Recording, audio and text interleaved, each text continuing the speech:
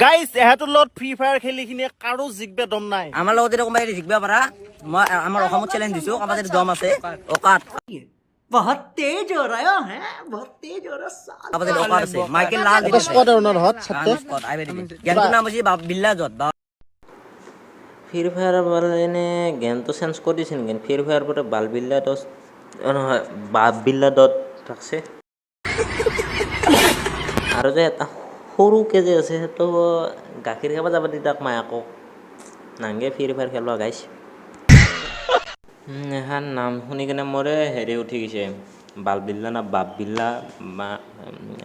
যিয়ে হওক আদি लेकिन एक सेकंड জ্ঞানটোৰ নাম হৈছে বিল্লা জত বিল্লা জত কি দাম ভাই হলো বালবিল্লা না বাববিল্লা তোৰ বাপে বিল্লা আছিল নেকি